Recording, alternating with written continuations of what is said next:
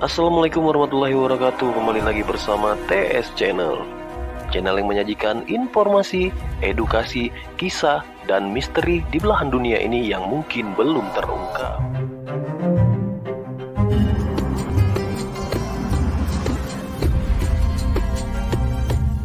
Besar kemungkinan Al-Mahdi mungkin sudah menginjakkan kakinya di negeri ini, mungkin sudah terlahir, mungkin sudah bergerilya, atau belum. Mungkin Allah sedang menutupinya, atau memang Allah belum memunculkannya.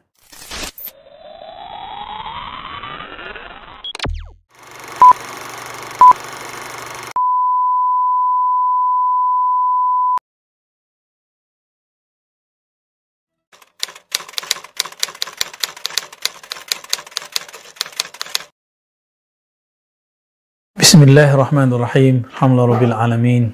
Wassalatu wassalamu ala sayyidil awwalin wal akhirin. Sayyidina Muhammad wa ala alihi wa ashabihi wal mahdi ajma'in. Sahabat-sahabat yang melakukan Allah, banyak pemikiran pada zaman hari ini mengenai kajian akhir zaman. Bahkan banyak yang sudah tidak sabar, bahkan bersiap-siap. Ada yang bersiap dengan persiapan fisik, berkuda, memanah. Ada yang bersiap dengan keilmuan, kajian. Ada yang bersiap dengan tarekat-tarekat. Ada yang bersiap dengan siasat-siasat. Semuanya sedang rindu menunggui Al-Mahdi.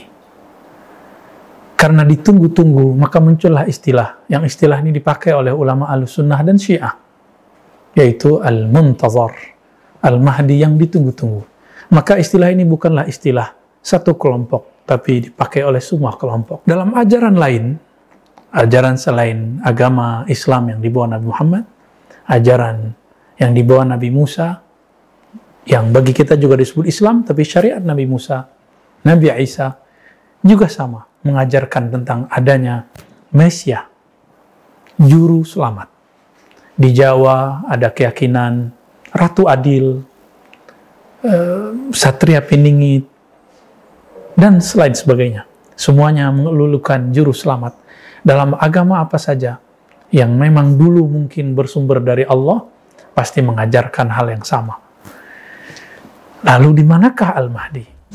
Dari manakah dia berasal? Bangsa apakah dia? Suku apakah ia? Untuk mengetahui masalah ini, tidak ada jalannya kecuali mengikuti Al-Quran dan Sunnah. Di dalam Al-Quran, tidak disebutkan secara eksplisit. Tetapi kita beruntung, umat Islam mempunyai satu keilmuan, sumber keilmuan kedua, yaitu As-Sunnah. Yang paling apik membahas ini adalah dua imam. Imam Abu Daud dan Imam Al-Hakim. Imam Abu Daud menyebutkan sekitar 8 atau 9 hadis yang berkaitan dengan Imam Mahdi. Salah satunya menyebutkan suku asal-usulnya Al-Mahdi. Apa kata beliau dalam hadis Abu Daud yang kualitasnya hasan? Al-Mahdi min itrati, min waladi Fatimah. Al-Mahdi, imam yang di-guidance Allah itu, dia dari terahku. Itrati, bahasa Arab, menjadi bahasa kita itu terah. Terah artinya darah dagingku. Min waladi Fatimah, dari keturunan Fatimah. Itu sebabnya teman-teman, siapapun hari ini yang menjadi antek Dajjal, dia pasti akan membenci para habaib. Dia akan membenci para sayyid, para syarifah, orang-orang yang merupakan pemilik terah-terah kenabian. Kenapa kita iri? Itu kan nikmat Allah kepada mereka. Kenapa kita iri jika mereka terlahir sebagai syarif, sayyid, lalu kemudian meragukan keberadaan mereka? Padahal hadis Imam Muslim menyebutkan, aku tinggalkan kepada kamu dua sakalain, dua beban yang berat. Kitab Allah dan yang kedua ahlu baitku. Hadis Imam Tirmizi juga menyebutkan, ya ahlu baiti, itarati, taraktu fikum sakalain, aku tinggalkan kamu dua sakal, dua beban yang berat, dua wasiat yang berat. Kitab Allah dan itrahku. Terah Nabi itu terbagi dua. Ada terah ruhani, inilah ulama pewaris para nabi. Ada terah jasmani, inilah para habaib dan syarif. Maka kita menghormati ulama, pewaris ilmunya Nabi. Begitu juga kita menghormati para syarif, para sayyid, para habaib. Karena dalam darahnya ada darah Nabi. Meskipun mereka manusia biasa, kita boleh mengkritisi sesuatu yang ada dari sisi manusiawi mereka. Tapi jangan pernah mempertanyakan nasab mereka. Sahabat-sahabat yang dimuliakan Allah, pertanyaannya, jika betul Al-Mahdi dari keturunan Rasulullah, sekarang keturunan Rasulullah terbanyak di manakah? Inilah yang akan kabar gembira tapi sekaligus menakutkan bagi saya. Mungkin bagi teman-teman juga. Jika kita lihat hari ini dan tanya kepada para ahli nasab, tentunya nasab keturunan Rasulullah, karena ilmu ini fan khusus, ilmu ini berjilid-jilid kitabnya. Maka orang-orang yang tidak mengerti nasab Nabi, uskut, diam saja, karena ilmu ini ditulis berjilid-jilid. Saya pun tidak khatam membacanya, karena banyak sekali nama dan fam-fam yang sulit kita hafalkan. Kalau tidak mengerti, jangan berkalam. Imam Ghazali mengatakan, idza sakatal jahil, intahal khilaf. Jika orang jahil diam, tentu selesailah semua perbedaan. Namun, yang paling banyak komentar adalah orang jahil. Maka, min alamatil jahli, kasratul inkar. Ciri-ciri orang jahil, banyak ingkarnya. Sahabat-sahabat makan Allah, para ahli nasab, ada dari kalangan ahli Rabithah, dari kalangan keturunan Sayyidina Al-Husain, ataupun dari kalangan Sayyidina Al-Hasan. Mereka hampir semua sepakat. Zuriat Nabi yang terekam nama-nama mereka, kelahiran mereka, fam-fam mereka, suku-suku mereka, terbanyak di Nusantara, di Indonesia, di Malaysia, di Patani, di Singapura, di Brunei, dan sekitarnya.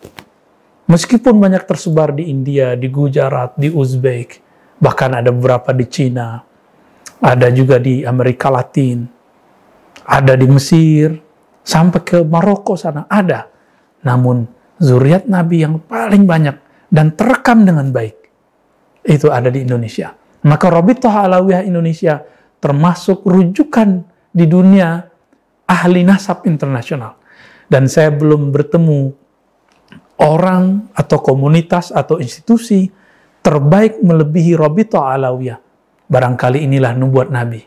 Dalam merekam, merekod siapa yang meninggal, siapa yang lahir, dari orang yang tergolong kepada keturunan Sayyidina Al-Husain, Bani Alawiyah, kecuali Rabithah Alawiyah. Kita bisa merujuk mereka. Dan ini bagi saya adalah mukjizat Nabi Sallallahu Alaihi Wasallam. Yang Nabi mengatakan, kullu nasabin inqata'a illa nasabi. Semua nasab terputus kecuali nasabku.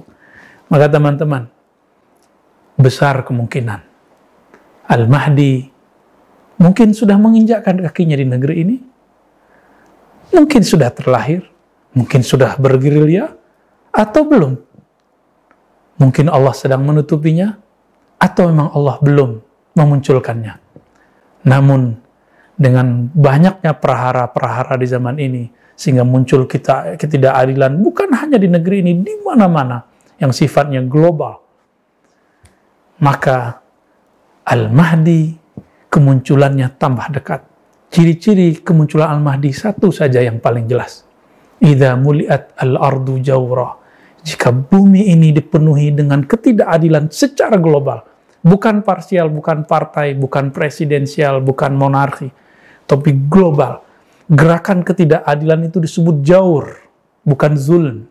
Jaur ini lebih umum lagi dan lebih ganas lagi daripada sekedar zalim. Jika ini sudah memenuhi semua dunia, negara-negara sudah mulai timpang, hancur, baik karena pandemi, penjajahan, dan segala macam.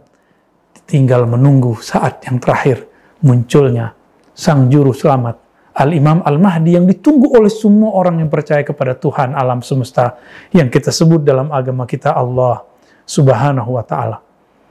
Apakah negeri kita? Jika melihat persentase jumlah para habaib, besar kemungkinan dari negeri kita. Tapi bisa juga bukan dari negeri kita. Kita nggak boleh juga terlalu GR, terpercaya diri, tapi kita juga tidak boleh putus asa. Siapa tahu Allah memilih negeri ini. Karena Allah dulu telah pernah memilih daerah Persia, Rum dan Cina.